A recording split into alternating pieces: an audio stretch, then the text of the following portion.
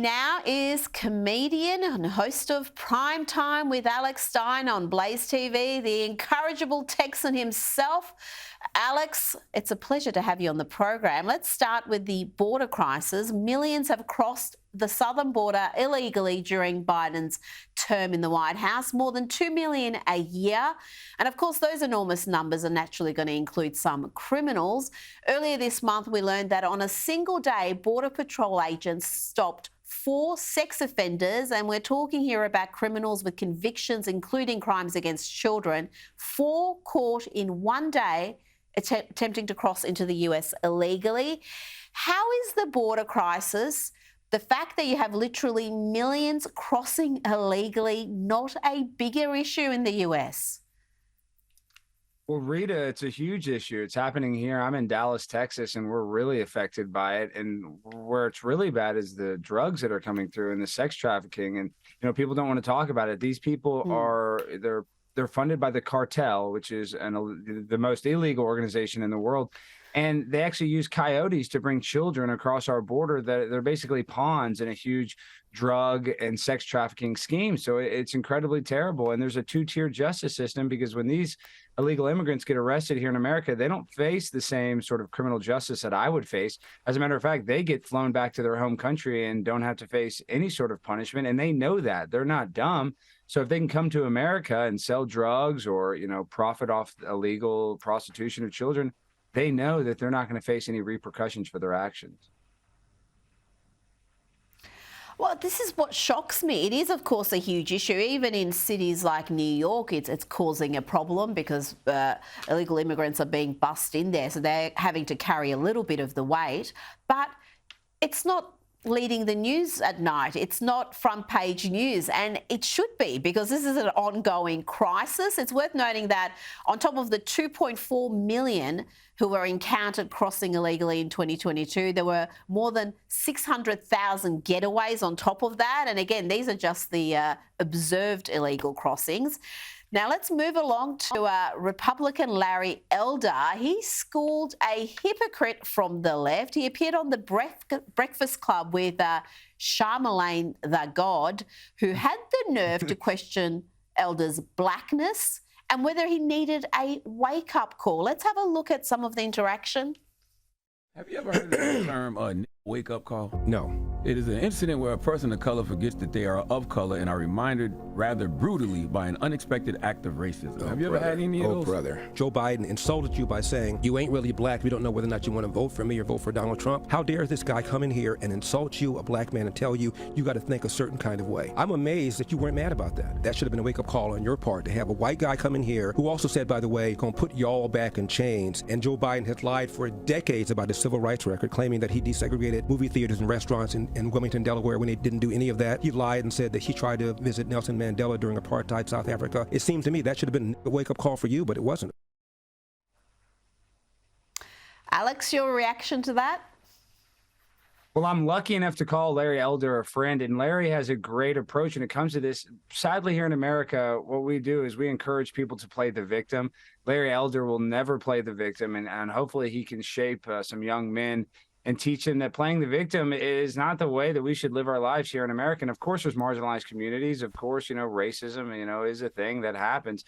But Larry Elder, preaches that we need to rise above it. And with that just small interaction, he woke up Charlamagne to the real reality that Joe Biden does not care about black people. If he really cared about black people, he'd be helping them, but he doesn't help them at all. And he lies about the help that he does supposedly give them. So, what happens here in America is that the left uses African Americans as a pawn in their political scheme and doesn't actually help them. And, Larry Elder is based in reality. Unlike Charlamagne, who's uneducated and doesn't know a quarter or 1/8 of what Larry Elder knows when it comes to civil rights and civil liberties being trampled on. And I don't recall Charlamagne making much of a fuss when Larry Elder faced the most horrendous racist abuse from the left when he was having his run in California. There was a woman in a gorilla mask who accosted him as he was walking in the street. Just blatantly racist, ugly attacks. And where were all the folks who are so sensitive to racial issues? They were nowhere to be found, Alex. It really was quite appalling. But I want to bring to your attention something entirely different, a piece in CNN which claims that Republicans are masters of verbal jiu-jitsu. They had a report that said Republicans are masters of verbal jiu-jitsu. It's a form of linguistic combat in which the practitioner takes a political phrase or concept popularised by their opponent and gradually turns it into an unusable slur.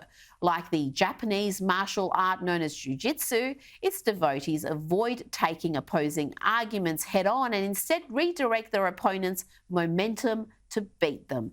Alex, isn't there a simpler explanation? Don't these phrases become massive jokes because the ideology behind them is just so vacuous and meaningless? After all, it was the left who called themselves social justice warriors. They called themselves woke. They pushed things like critical race theory as something to aspire to. But it's the failure of these words and concepts isn't down to the Republicans playing word games, is it? No, not at all. I mean, in the term woke it has become a derogatory word, but it should be because it basically is, like you said, it's encouraging an ideology that is not, well, what everybody wants. I know that sounds weird, but I think the dictionary definition of woke is somebody that is speaking out against social injustices. But when in reality, these people are just creating more social injustice. It's like affirmative action, getting rid of it. When you judge everything by sex, race, that is actually racist. So their woke ideology is being turned against them, and they don't have a way to combat it or argue against it because they know how absurd it has become. I mean, you can literally you can go to Google and you can type in, can a man get pregnant? And it says yes. And that is the dictionary definition of woke ideology, when in reality, only a woman can get pregnant. And that's what we're fighting against. Reality and, obviously, I don't even know what to describe, fairy tales. And I think reality will always win against the woke ideology, fairy tale existence that they want to try to, perpetuate. Well, I think CNN is engaging in a projection here. This is gaslighting, projection, what do you want to call it? Because it's the left who give their projects, give their agenda nice sounding names. Affirmative action you just mentioned there. I mean, you could just call it racism, you could call it discrimination, race-based discrimination, but no, they give it a positive sounding name you couldn't possibly disagree with when the reality is actually quite ugly.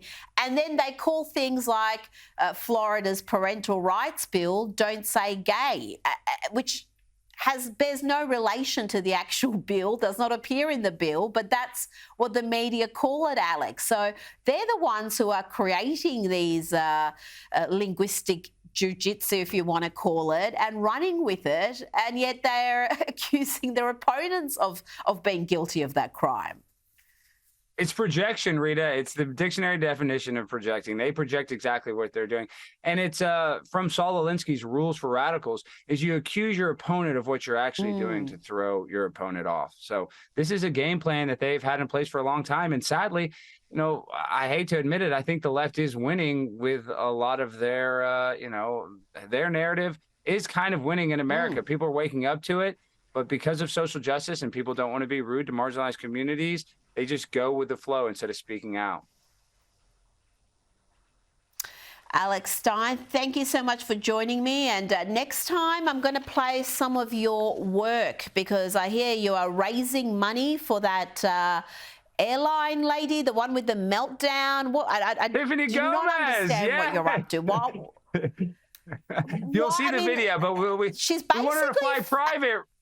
Rita, we want her to fly private. I don't even know why she's so iconic, but yes, you're going to love this video. You should have saw some of the reactions that we got from people. And of course, she's a joke, but in this world, I've become clown pilled. I think we have to lampoon against the people that are lampooning against us, Rita. I cannot wait for that vision. I will bring it here. But yeah, of all the things you could be raising money for a private jet for that woman is well, only Alex Stein would do that. Thank you for your time today, Alex. Thank you, Rita.